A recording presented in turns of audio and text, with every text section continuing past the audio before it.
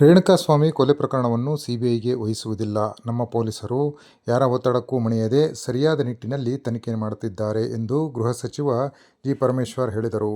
ಅವರು ಚಿತ್ರದುರ್ಗದ ರೇಣುಕಾಸ್ವಾಮಿ ಮನೆಗೆ ಭೇಟಿ ನೀಡಿ ಕುಟುಂಬದವರಿಗೆ ಸಾಂತ್ವನ ಹೇಳಿ ನಂತರ ಮಾಧ್ಯಮಗಳೊಂದಿಗೆ ಮಾತನಾಡಿದರು.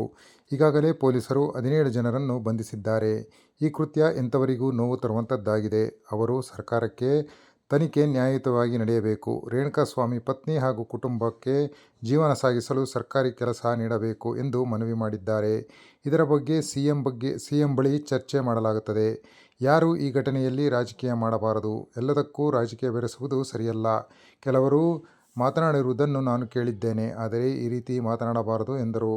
ಇದಕ್ಕೂ ಮುನ್ನ ರೇಣುಕಾಸ್ವಾಮಿಯ ಮನೆಗೆ ಭೇಟಿ ನೀಡಿ ಅವರ ಪತ್ನಿ ಹಾಗೂ ಅವರ ಕುಟುಂಬದವರಿಗೆ ಸಾಂತ್ವನ ಹೇಳಿ ಧೈರ್ಯವನ್ನು ಕೂಡ ಹೇಳಿದರು. ಸರ್ಕಾರ ಯಾವುದೇ ಮುಲಾಜಿಲ್ಲದೆ ಯಾವುದೇ ಒತ್ತಡಕ್ಕೆ ಒಳಗಾಗದೆ ತನಿಖೆಯನ್ನು ಮಾಡ್ತಾ ಇದೆ. ಈಗಾಗಲೇ ಸುಮಾರು 17 ಜನ ಅರೆಸ್ಟ್ ಮಾಡಿದ್ದಾರೆ. ಅಂದರೆ ನಮ್ಮ ಕುಟುಂಬಕ್ಕೆ ಒಂದು ನ್ಯಾಯ ಒದಗಿಸ್ಕೊಡ್ಬೇಕು ಮತ್ತು ಜೀವನವನ್ನು ಸಾಗಿಸೋದಕ್ಕೆ ಅವರಿಗೆ ಒಂದು ಸರ್ಕಾರದ ವತಿಯಿಂದ ಕೆಲಸ ಕೊಡಬೇಕು ಅಂತ ಹೇಳಿ ಬೇಡಿಕೆ ಕೊಟ್ಟಿದೆ. ನಾನು ಮಾನ್ಯ ಮುಖ್ಯಮಂತ್ರಿಗಳ ಹತ್ರ ಚರ್ಚೆ ಮಾಡಿ ಅದಕ್ಕೆ ಜೊತೆಗೆ ಯಾವುದೇ ರೀತಿಯಲ್ಲಿ ತಪ್ಪುಗಳಾಗದಾಗೆ ಇನ್ವೆಸ್ಟಿಗೇಷನ್ ಮಾಡಿ ನ್ಯಾಯ ಕೊಡಿಸ್ಬೇಕಂತ ಕೆಲಸವನ್ನು ಮಾಡ್ತೀವಿ.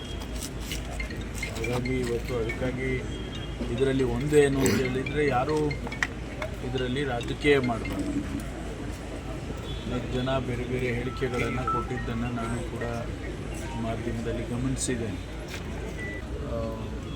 ಯಾವುದೇ ಒತ್ತಡಕ್ಕೆ ಒಳಗಾಗದೆ ಅವರು ಕೆಲಸ ಮಾಡಿದ್ದಾರೆ. ಹಾಗಾಗಿ CBI ಕೊಡ್ತಕ್ಕಂಥ ಅಗತ್ಯ ಇದೆ.